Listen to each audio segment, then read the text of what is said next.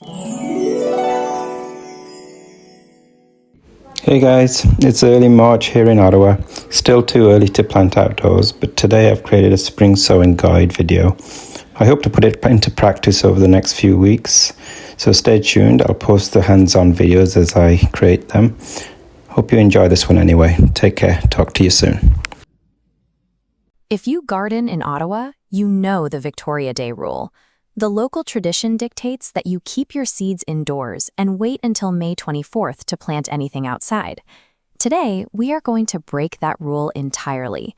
We are focusing on 9 specific cool season crops.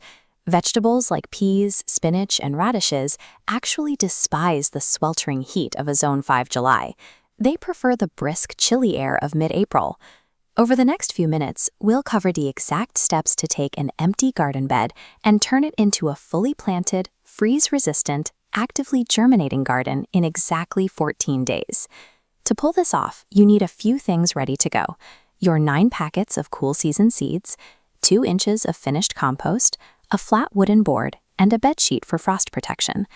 By following this precise 14-day timeline, you will have seeds actively sprouting in your backyard weeks before your neighbors even drive to the nursery to buy their summer pepper plants. Step 1 happens before the 14-day clock even starts. It is a mandatory check called the mud test, which tells you if the soil is workable. Grab a handful of soil and squeeze. If it forms a solid, muddy ball, wait. If it crumbles easily, you pass. Ottawa snowmelt leaves the ground heavily oversaturated in early spring. If your yard tends to hold water, build raised beds. They warm up and dry out 7 to 10 days faster than flat ground soil. If you pass the mud test but the soil is still ice cold, you can use a heat-up pack. Lay clear plastic sheeting flat over your garden beds 1 week prior to planting to pre-warm the earth. Patience at this stage dictates your success for the rest of the year. Planting seeds into cold anaerobic mud, which means soil completely lacking in oxygen, will permanently compress and destroy your bed structure. We start the clock on day 1 with the icebreakers, peas and spinach. These seeds thrive in cold soil, between 2 to 4 degrees Celsius. Soak peas for 12 to 24 hours to speed germination, then plant them exactly 1 inch deep. Advance your timeline to days 3 and 5. Here, we shift our focus to fast-growing surface sowers like lettuce, arugula, and radishes. Lettuce and arugula seeds require direct sunlight to germinate. Do not bury them. Press them firmly onto the soil surface or add a light dusting of vermiculite. Vermiculite is a lightweight, spongy mineral that holds moisture without blocking light. For your radishes, open the packet, but only sow a short 3-foot row. Hold the rest of the seeds back for later. Surviving the early spring requires exact light exposure and planting depth just as much as it requires the right soil temperature. On days 7 and 9, we introduce our primary root crops, turnips and carrots.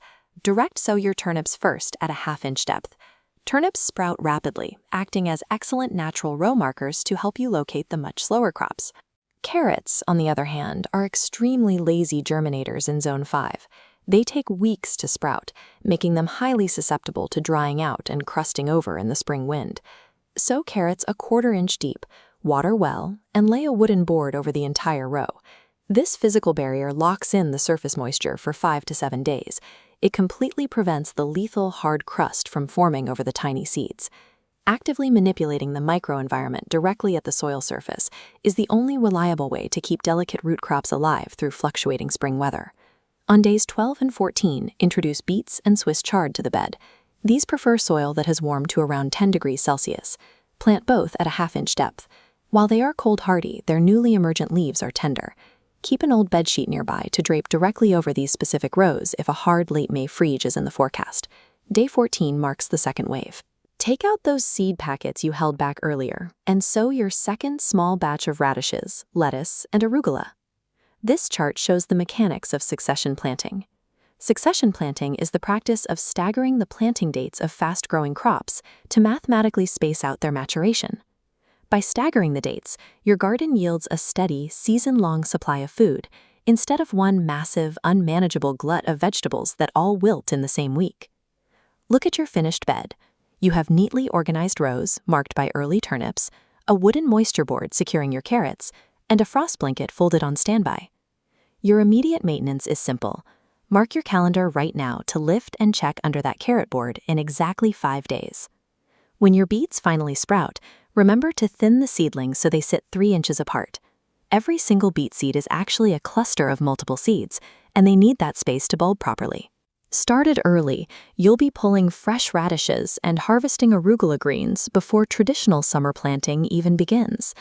By planning intentionally and working directly with the brisk Zone 5 weather, you have successfully reclaimed an entire month of your growing season.